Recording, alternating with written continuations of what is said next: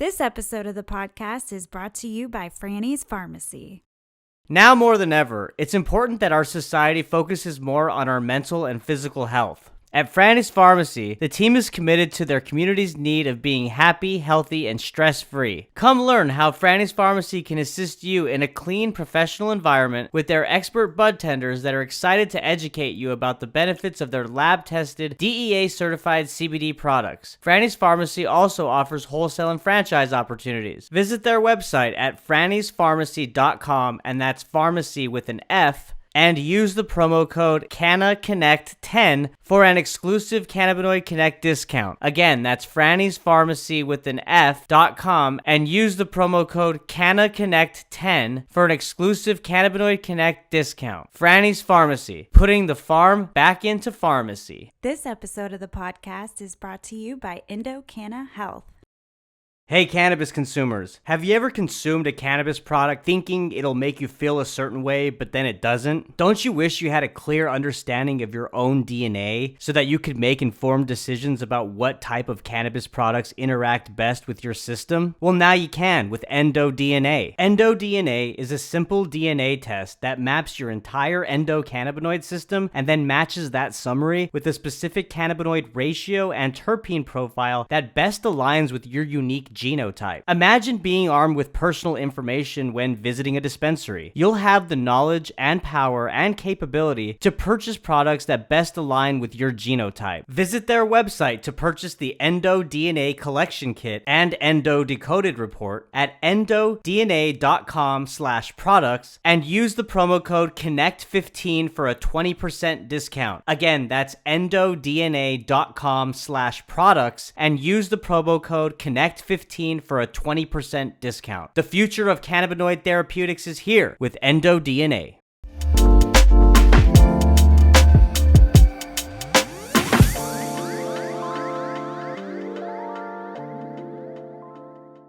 Dustin Robinson, welcome back, man. Yeah, happy to be back. Thank you for having me. Can you believe it's been 6 months? It's been a while, but time's flying.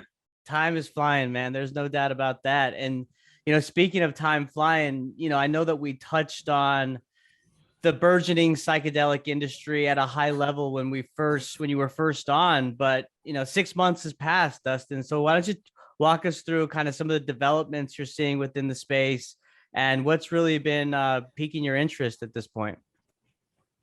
Yeah, absolutely. A lot has changed in 6 months. One of the biggest changes is just the market dynamics. The economy has been hit quite a bit, pretty much all markets, but in particular, biotech has been hit. The S&P Biotech Index is down 50% from its February peak, but also the psychedelic biotech industry, which is where we mainly invest, has been hit quite a bit. All the psychedelic ETFs are down around 60 to 70%. Year to date.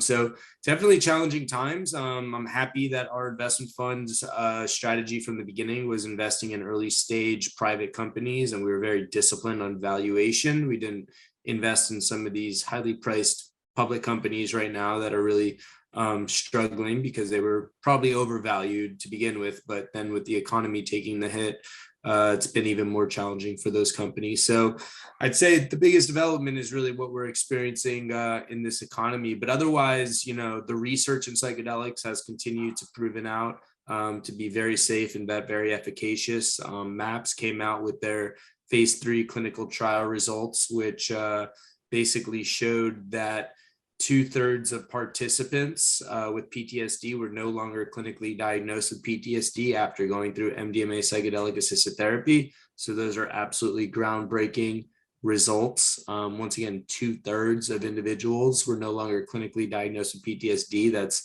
tremendous. One of our portfolio, we were actually investing in MAPS SPV to help them commercialize MDMA. So the SPV is in our portfolio. We also, another portfolio company of ours, Awaken, they published phase 2 clinical data on ketamine for alcohol use disorder.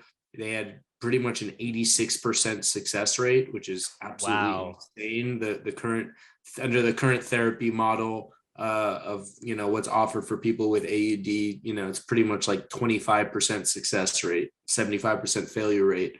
So they've pretty much turned that on its head with an 86% success rate. And much more.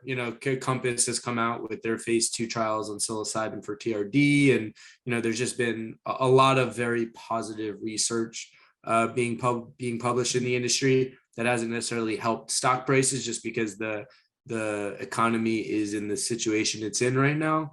But and then there's a lot of companies really emerging, focusing on psychedelic analogs and new chemical entities that are psychedelic inspired.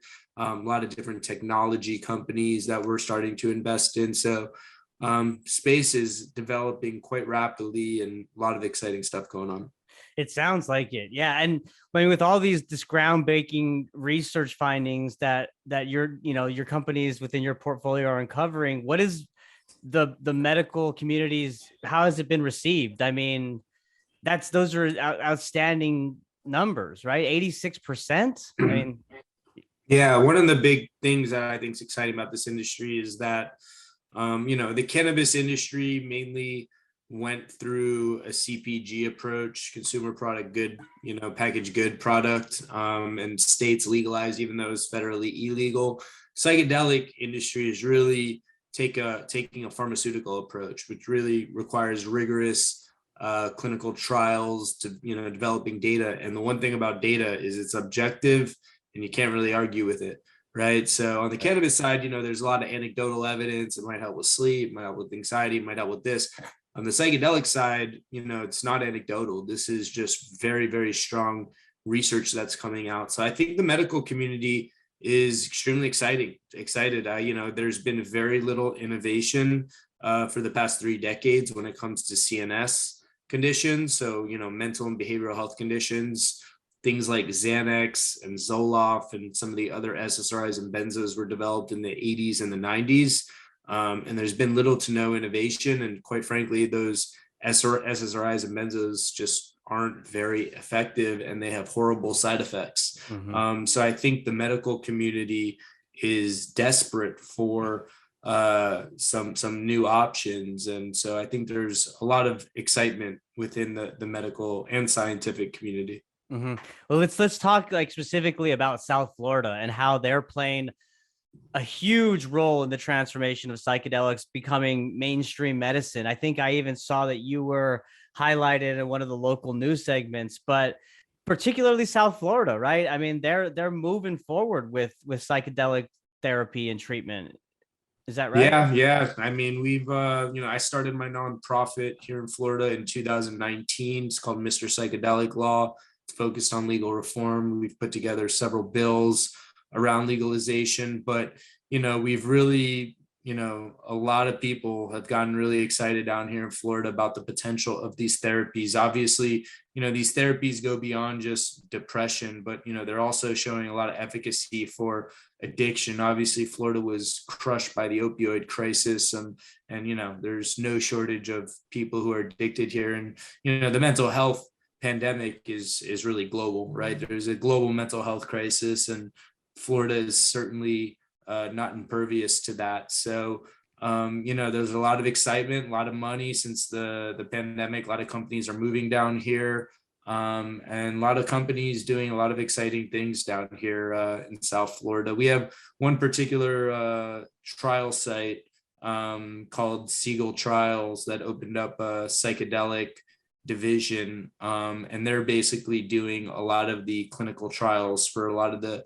psychedelic drug development companies down here. So they're really kind of leading the way on the research side, doing just tremendous work for some of these drug development companies running their clinical trials.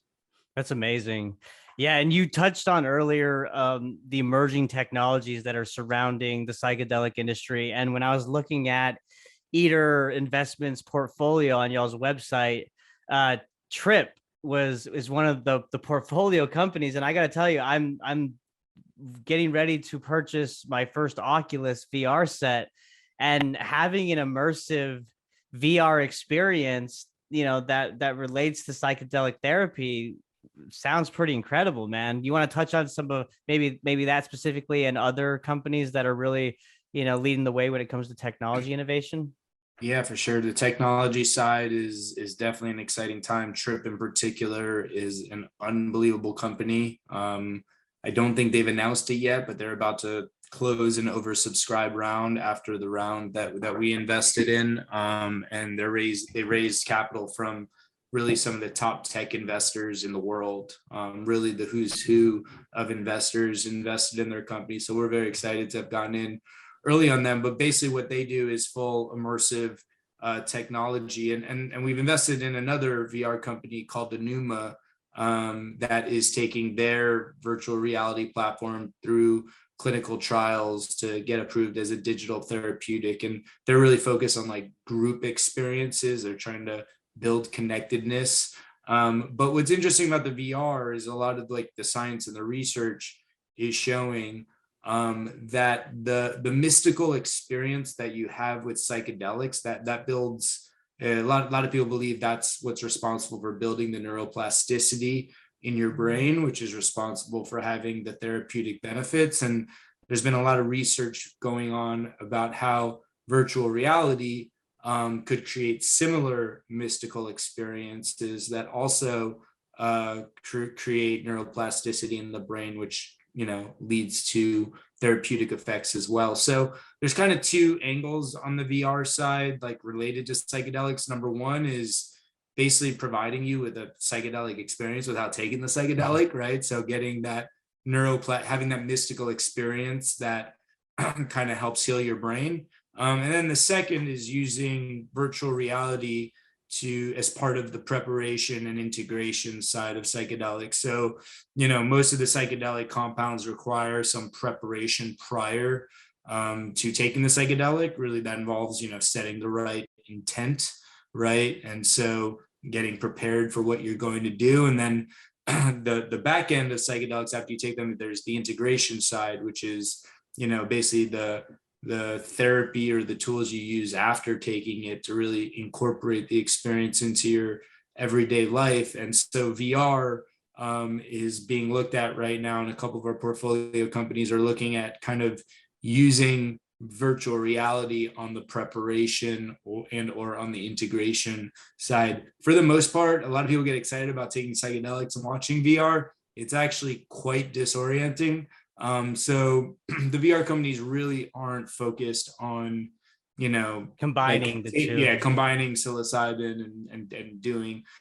It might be, absolutely. I mean, quite frankly, the visuals on Trip are already super trippy. Like I don't, I don't even know what it would be like to take mushrooms and put on those goggles. I mean, what Trip and Enuma are creating, if you have a pair of Oculus goggles, definitely check them out. It's just breathtaking. It's incredible the worlds they're able to create virtually. And I really believe the future of digital therapeutics is really going to start with VR. So in addition to psychedelics, we're very excited about the potential of FDA approved digital therapeutics. And we're looking more closely at those companies. Another company that we invested in, and that's on the technology side, is Quantified Citizen. And they're a great company. They have basically they help you run observational research studies with their network of users. So if you were interested, they just finished, for example, the largest microdosing study. So basically a company wanted to run a microdosing study, but not in a controlled environment, not in a clinic, in a real world situation. So they set up their clinical trial through Quantified Citizen. I think they had something like 12,000 people that signed up for it and actually went through their microdosing protocol. And they generated a tremendous amount of data. And in a nascent industry like psychedelics, that data is extremely valuable. There's a lot of anecdotal stuff being said about microdosing psilocybin. So, being able to have a technology that helps you, secure and kind of make sense of some of that data is super important. And I think, I'm hoping that Quantified Citizen could potentially be used in Oregon as they roll out Measure 109. I think data is going to be very important for the state to gather, not just for us humans to have, but for the state to have data. And I think Quantified Citizen could certainly provide an app. Another somewhat technology company, not really, is a company, Fluence. They're focused on training practitioners, but I know they're starting to incorporate some different technology to train people on how to do psychedelic assisted therapy. For that last company you just mentioned, the training, say that the company again. I'm sorry. Fluence. Fluence, Fluence. Got you. Is that more like a telehealth type platform where they're training virtually through like a video conferencing? No. I mean, their main business right now is that they, for drug development companies trying to take drugs through clinical trials, they will train the therapists that will be doing those clinical trials. So right now it's not really virtual or technology based, but I envision in the future more of that will become, technology based, perhaps delivering these courses in virtual reality. A big part of psychedelic training is, they kind of have therapists role play, like as if you're on DMT. And the reality is these people are therapists, not actors. So the idea of using virtual reality to kind of create the situation so someone doesn't have to role play, you have some avatar that's under the influence of DMT and kind of reacting in different ways, So I think there's the potential for technology to be used more. And you're already seeing this in the education space. There's a lot of different VR platforms moving into the education space. So I don't see why this would be any different. Yeah. I mean, VR it makes so much sense. I mean, it's immersive, of course, right? But I mean, your point about in preparation of a psychedelic experience, right? I mean, for those who may have never taken psilocybin before and it's their first time, that's a pretty, wild experience. And so putting goggles on and at least trying to mimic that mystical experience, like you mentioned earlier, would be beneficial. I could see that. And then of course, like you said, there's so many other applications. It's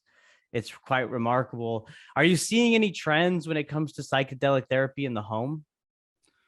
Yeah, I mean, right now there's ketamine. Ketamine is the only psychedelic that is legal. It's being, an FDA approved drug, and it's being used off label for psychedelic assisted therapy.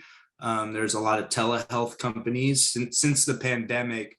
Basically, there's a federal law. It's the Ryan Haight Act that basically doesn't allow controlled substances to be prescribed through telehealth. But during the pandemic, the Ryan Haight Act, there was a waiver because people were staying at home and they needed to access controlled substances that were prescribed by doctors. And so there's been a lot of ketamine telehealth companies. So you basically, log in, you meet with the doctor through the internet. They prescribe you ketamine. It gets, a lozenge gets delivered to your door. And you're able to take ketamine. Some of them observe you during the ketamine experience and help guide you. Others do not. But that is actually set that waiver is set to expire pretty soon. It actually supposed to expire, I think, last month, and they just extended it 3 months. So I think in July, I believe it's supposed to expire again. So if there isn't another extension or some bill that is passed, there's going to be a lot of trouble with some of these ketamine telehealth companies that are trying to prescribe online. They'd still be able to, operate. There's ways they could work around it. Just the actual prescribing would have to be done in person. So as long as they go into a doctor's office, get it prescribed, it still could be delivered to them and still kind of done virtually at their home. Just the actual prescription would have to be taken at home. They'd have to meet them in person in order to get the prescription. Gotcha. Well, that's a good date for them to know if they don't, Yeah. if the bill's not passed or if it's not extended. So, I want to ask you about the landscape overall in the country. So you mentioned Oregon, of course, they're really moving forward with psychedelic therapy. What was the bill that you mentioned? 108. Measure 109. Measure 109. What does it look like across other states? I mean, is Oregon the most progressive? Where are we at there? Yeah, Oregon's definitely the most progressive. So Measure 109 created a legal framework for administering psilocybin. It's the first commercial legal framework that's been passed by a state, similar to cannabis. If you're operating under the Oregon model, it's federally illegal, similar to cannabis, right? The state is just basically passed a bill, but it's still federally illegal if you're working under that Oregon model. They also had Measure 110 that basically decriminalized all drugs. So like the most illicit of drugs, they basically decriminalized. So they're extremely progressive. It's a bit of a social experiment to see how it works out. I think their theory there is that rather than incarcerating all these people who probably have mental health issues, maybe addiction issues, let's try to get them help, right? So, it's decriminalized, so they're not going to get locked up. But I think what they're trying to do is set up, more kind of rehab facilities to actually get them the help they need. So sounds good. And hopefully, it's successful, but it's a bit of a social experiment. And then, you got a lot of other cities that have decriminalized. You've got some states that have also now decriminalized as well. And, California had a bill to legalize, there's been a lot of bills in a lot of different states looking to roll out similar. We actually, my nonprofit filed a bill here in Florida last legislative session to legalize in Florida. Didn't really get much traction, but at least got the conversation started. So, there's definitely a big, city and state movement right now to legalize. What's actually really interesting about the Oregon model, a lot of people don't realize that it is actually not a medical program. So in cannabis, the first legal frameworks were usually medical. You had to have some sort of indication to access it. Under the Oregon model, there's actually no indications that are necessary. So it's kind of interesting that they just went straight into, I don't want to call it recreational, but more just spiritual use of these compounds. Yeah. And the way you put it, I mean, it is going to be a social experiment. I mean, hats off to Oregon for trying something different, right? And I mean, time will tell, I guess, right? Like, we know that our prisons and our jails are just becoming filled with people that we continue to incarcerate, right? We lock them up, they get back, they throw them back in. So at least this model is attempting to help them and kind of get to the problem. So yeah, I mean, we'll see how it pans out. That's for sure. Dustin, what else haven't we covered, man? I want to make sure that we touch on all the different topics that are important to you at this point. Have we covered everything? Yeah, I mean, we covered the legal landscape. We covered some of the investing landscape, some of the research being done. I think the next big inflection for the industry is that, the phase 3 clinical trials for MDMA, I expect to get approved by 2023. That will be a huge inflection point for the industry. So MDMA is in phase 3 clinical trials for PTSD. And they, like I said in the beginning, tremendous results in their last readout. And so, we're hoping that gets approved in 2023, gets rolled out probably by 2024. And hopefully we could really start seeing and creating this infrastructure that's needed to properly deliver these psychedelic compounds. Totally. Yeah. And what about Iter Investments? I mean, I know obviously it's not ideal, the economy right now and what's going on, but I mean, what are y'all focused on for the remainder of 2022 and beyond?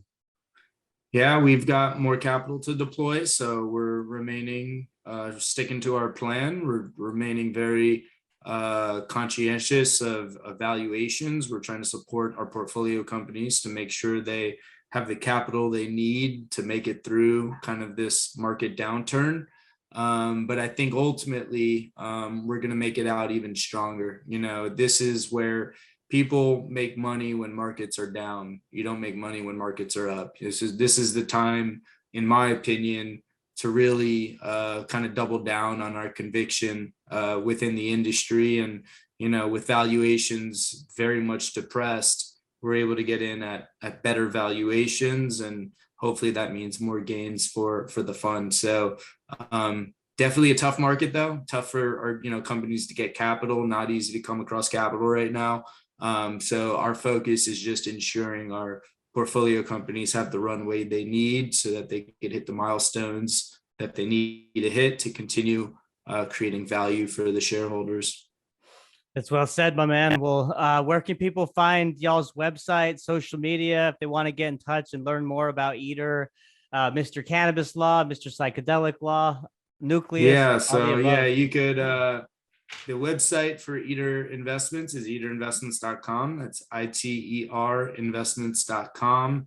My personal IG is Dustin R10. That's DUSTIN R10. My law firm's email address is mrcannabislaw.com, MRCANNABISLAW.com. So yeah, that's kind of where you could find me. And once you find that, you'll be pointed in all sorts of other websites that I'm involved in and working with, but those are kind of the main ones. Highly recommend you follow Dustin on LinkedIn. He's producing a lot of great content there.